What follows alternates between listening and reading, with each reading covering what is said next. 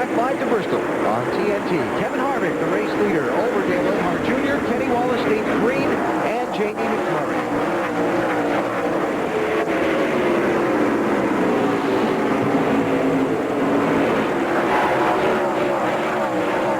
Guys up front, they can be patient. Back in here, as these cars, they're the guys that have to be impatient to try and get all the positions they possibly can.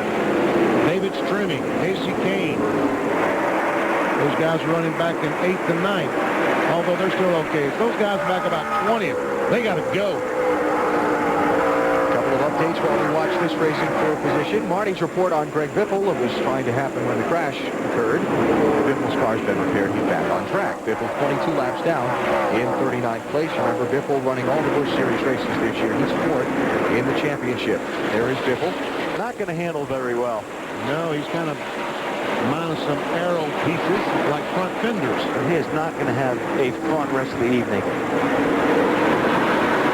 Want to finish that up, Marty? What I was trying to say is I tried to talk to him, but as soon as I got to the window and pulled the window net down, they had the car ready to go back out on the track. Then they had to come back down pit road. The right front was out of line. Kind of got that fixed as best they can. As you said, Wally, that's not going to be a very fun night for Greg Biffle, is it? Yeah, he's going to be looking in his mirror quite a bit because he's going to have a lot of cars passing him. So again, Biffle back in 39th place and 23 laps down to the race leader. Robbie Gordon hit it under that last caution. Robbie is back pretty good ways in 32nd place, and Casey Mears was the lucky dog in the last yellow, and he is now back on the lead lap in 33rd place. Here's a race for 4th, 5th, and 6th. David Green, 37, Jamie McMurray, 66, and Kyle Busch in the 5. Busch's car looks pretty good. Looks like he can stay right down on the bottom. That's what you got to do at Bristol. If you can hook it on that line. Try to win a 3rd straight NASCAR Busch Series race after taking victories in Indianapolis Raceway Park and Michigan. How about the 66 car? Let's hear about that. Dave? Yeah, Alan, he talked to his crew during the yellow flag period right then and said it's really not too bad. Remember, he started in 7th position tonight after starting on the pole the last time he raced this car for Rusty Wallace. It's a little bit loose into turn 3, but overall, not bad. Marty? Dave, our second place man in the championship, Kyle Busch, describes his car as A-OK under that caution. Very happy with it. They were a little tight in the center during the final practice yesterday. They've kind of gotten rid of that. They made one change this morning. Very happy with the car so far. And he is aware of what happened to Martin Truex Jr. He was right behind it when it happened. Talked about it on the radio with his crew. Knows that he's way behind him. Could be a big night for the 5 team in terms of the championship. Matty? The 38 car, Casey Kane, he's running in the 7th position under the caution. Pole crew chief Paul Andrews. The car was a little bit tight. They were concerned about the left front and the right rear quarter panel rubbing, but the rub has gone away on the left front. On their next stop, which they feel like will be their only stop tonight, they're going to pull out both fenders and make a chassis adjustment. He's had a great summer, 6 finishes of 7th or better this summer.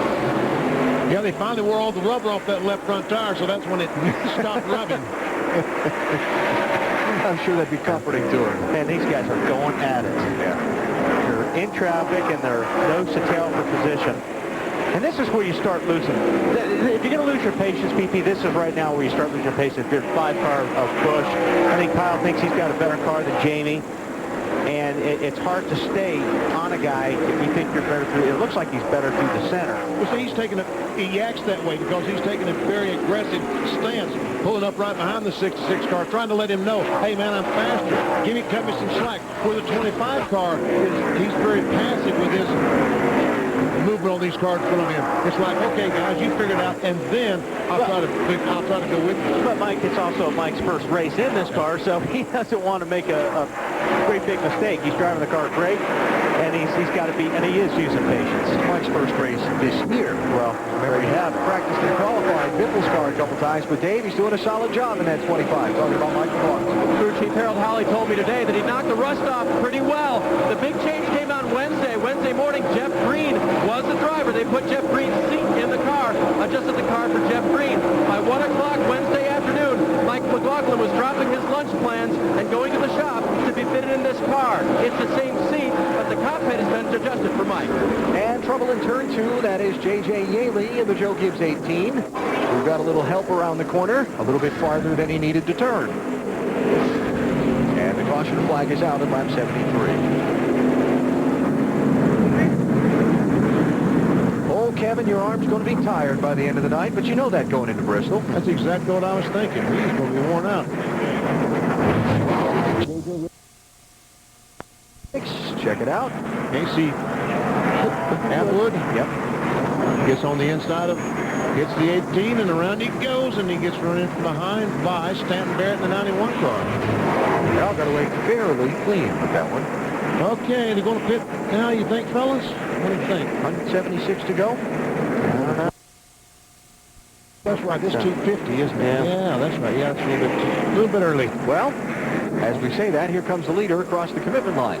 Wow. Now that's off of turn 2. Remember at Bristol, the 2 pit roads, and under yellow, you either go down the backstretch pit first and then come around the front stretch. Go ahead, Matt. And the 23, Kenny Wallison, looking for a second win here in Bristol. Since a touch loose, he was also bottoming out a little bit. They're going to make an air pressure adjustment on the 23 car as they go to work on the left side.